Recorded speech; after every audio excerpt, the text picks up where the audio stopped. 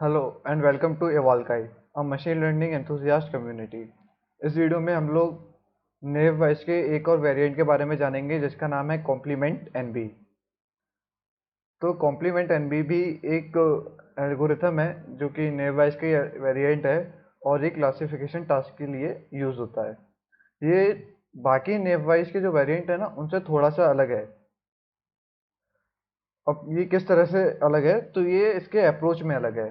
तो ये क्या करता है, तो जैसे बाकी वेरिएंट क्या करते हैं, वो सारी जो क्लासेस में जो भी क्लास होती है उन सब में डायरेक्ट प्रोबेबिलिटी निकालते हैं, लेकिन ये वो नहीं करता है कि ये डायरेक्टली प्रोबेबिलिटी नहीं निकालता है। Instead directly finding probability of each class based on a feature, what complement NB does is it focus on finding probability of non-class feature। ये assume करता है that the absence of certain feature in a particular class is more important than determining the class than the present specific feature। मतलब कि वो उन feature को नहीं देखता है जो कि क्लास में प्रेजेंट है, बल्कि वो उन फीचर को देखता है जो कि नहीं है। जैसे कोई भी यूनिवर्सल एक सेट है और उसमें ए और बी करके दो सबसेट हैं बेसिकली। तो क्या कॉम्प्लीमेंट ऑफ ए क्या होगा, बी। तो उसी तरह से भी मैं आके आपको दिखा देता हूँ एक एग्जांपल से। मान लीजिए ये पूरा एक सेट है, ये यूनिवर्सल सेट है, उसमें ए और बी करके दो दो सबसेट हैं। तो इस सबसेट का कॉम्प्लीमेंट क्या होगा, ये वाला पार्ट। तभी तो ये पूरा बनेगा एज अ यूनिवर्सल सेट। तो universal set minus A is its complement. तो ये ए मान लीजिए अगर फीचर हैं, तो ये इसके बचे हुए फीचर बेसिकली इनको देखता है जो उसका कॉम्प्लीमेंट पार्ट है। By considering the complement probability, this algorithm can be useful when dealing with imbalanced dataset. Sometimes we do have imbalanced dataset, means some class have a more feature or variance, uh, means the dataset is not very well, what I should say, uh, it's simply the dataset is not well balanced.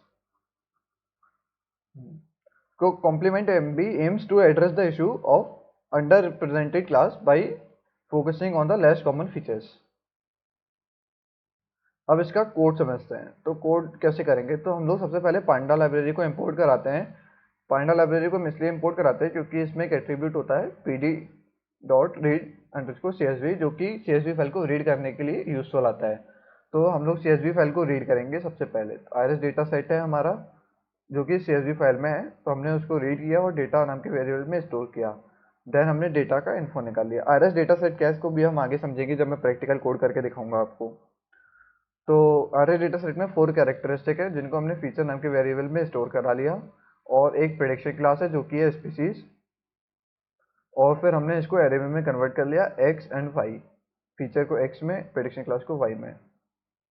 Then अपने data को testing और training में split कर लिया। तो उसके लिए train test split करके एक फंक्शन आता है sklearn लाइब्रेरी में, और हमने अपना टेस्टिंग साइज रखा है 30 एंड ट्रेनिंग साइज रखा है 70%। देन हमने जितने भी शेप शेप निकाले हैं, बेसिकली जितने भी टेस्ट और ट्रेन में स्प्लिट किया है उसका हमने शेप निकाल लिया है। ट्रेनिंग डेटा का शेप क्या है और टेस्टिंग डेटा का शेप क्या है basically. Then what we did is we build our complement NB model. तो वो कैसे बिल्ड किया, तो सबसे पहले तो हमने अपने कॉम्प्लीमेंट एनबी मॉडल को इंपोर्ट किया, और उसके बाद फिर हमने मॉडल को कॉल किया फंक्शन, और उसको हमने CLF नाम के वेरिएबल में स्टोर करा लिया। अब हमारा जो ट्रेनिंग डेटा था एक्स ट्रेन और वाई ट्रेन, उसको हमने मॉडल के साथ फिट कर दिया in order to train it. Train कराने के लिए हमने इसको मॉडल के साथ फिट कर दिया, और उसके बाद जो हमारा टेस्टिंग डेटा था उस पर हमने प्रिडिक्शन करवाई, प्रिडिक्शन जनरेट कराई, और वो जनरेटेड प्रिडिक्शन को हमने वाई प्रेड नाम के एक वेरिएबल में स्टोर किया। देन हमने परफॉर्मेंस चेक किया कि हमारा जो क्लासीफायर है वो हाउ वेल इट परफॉर्म। तो in order to check its performance, we import sklearn import matrix, and then using dot accuracy score from matrix we find the accuracy mean how well how well our classifier perform on this data set। तो इसकी accuracy यहाँ पर आई है कुछ 51.11%। ये देखिए यहाँ पर मैंने 100 से मल्टीप्लाई करके परसेंट में कन्वर्ट किया है, नहीं तो ये नंबर में आता है 0.51 ऐसा कुछ। तो जैसा कि पहले मैंने आपसे कहा था कि अब हम इसका कोड समझेंगे, तो कोड स्टार्ट करते हैं। सबसे पहले हमने क्या किया, पांडा लाइब्रेरी को इंपोर्ट कराया, फिर हमने अपने आईआरएस डेटा सेट को रीड कराया। अब देखिए आईआरएस डेटा सेट क्या है, देखते हैं। तो आईआरएस डेटा सेट में 4 कैरेक्टरिस्टिक हैं, एक फ्लावर की स्पीसीज के, और एक पांचवा कॉलम है जो कि स्पीसीज है। तो इसमें 3 टाइप की स्पीसीज हैं, आयरस एटोसा, आयरस वर्जेनिका, आयरस वर्सिकल है। ये देखिए स्क्रॉल डाउन करेंगे तो ये आएगा।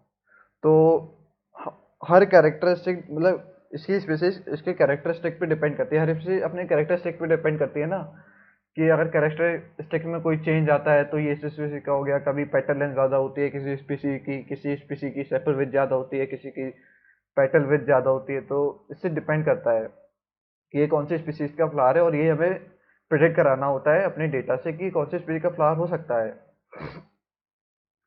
तो ये हमने किया। अभी हम लोग कॉम्प्लीमेंट एनबी को ट्रेन करते हैं आगे फर्दर। तो हमने डेटा का इन्फो लिया कि कोई नल वैल्यू वगैरह है या नहीं, डेटा टाइप क्या है, ये सारी इंफॉर्मेशन के लिए। देन हमने अपने कैरेक्टरिस्टिक को फीचर वेरिएबल में और प्रेडिक्शन क्लास को स्पीसीज वेरिएबल में डाल दिया। फिर हमने इसको एरे में कन्वर्ट कर लिया, और फिर हमने डेटा को ट्रेनिंग और टेस्टिंग में स्प्लिट कर लिया। देन हमने अपने मॉडल को बिल्ड किया, और फिर हमने क्या किया, एक्यूरेसी को मतलब एक्यूरेसी फाइंड की, अपने मॉडल को इवेल्युएट किया। ये था एरिस डेटा सेट पे। मैं आपको एक और डेटा सेट पे इसका एग्जांपल लगा के समझा देता हूँ, जो है पाइमा डायबिटीज डेटा सेट। तो Pima diabetes underscore data set dot CSV। ओ स्पेलिंग देखिए, स्पेलिंग गलत आया तो एरर आ जाएगा।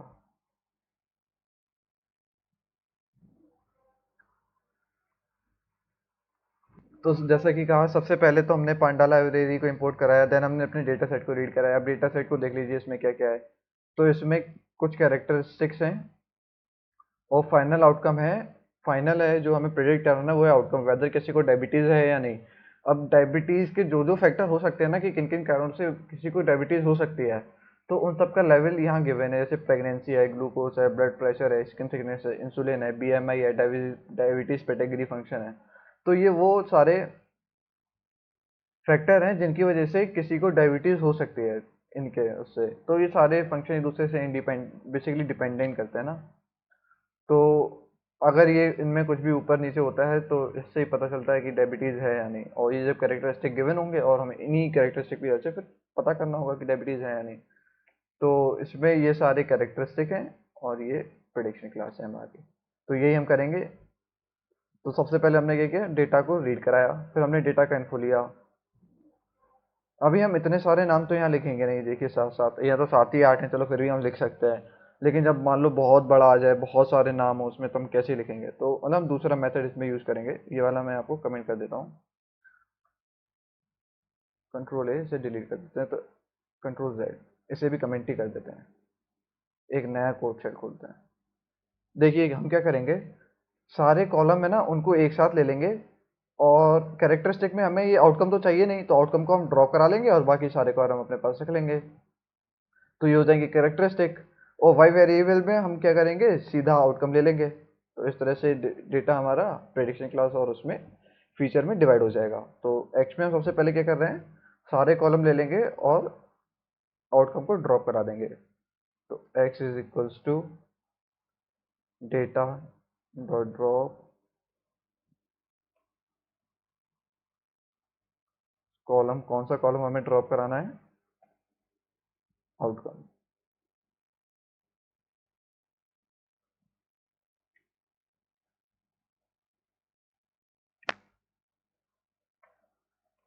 और वाई में हमें क्या चाहिए, डेटा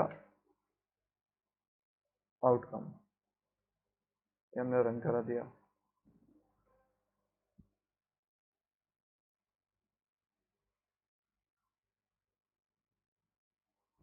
फिर डेटा को हमने ट्रेनिंग टेस्टिंग में स्प्लिट किया और फिर इस पे भी कॉम्प्लीमेंट एनवी लगा दिया और फिर अपने परफॉर्मेंस की एक्यूरेसी को एवेल्यूएट किया।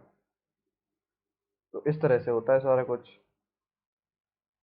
तो ये सब करके हमने देखा कि कॉम्प्लीमेंट एनवी एक वैल्यूएबल एल्गोरिथम है क्लासिफिकेशन टास्क के लिए, particularly dealing with imbalance data set. It take a different approach compare to regular naive Bayes by focusing on probability of non class feature. बल्कि जो बाकी नेव वाइज हैं वो क्या करते हैं, वो क्लास फीचर जो फीचर होते हैं ना उनकी प्रोबेबिलिटी निकालते हैं पहले। By considering what is missing rather than what is present, complement NB address the issue of underrepresented class and provide more balanced prediction. It is effective in handling imbalanced dataset, like it is useful tool in various application, allowing researcher and practitioner to make accurate categorization and improve their understanding of complex dataset. Thank you and have a happy learning.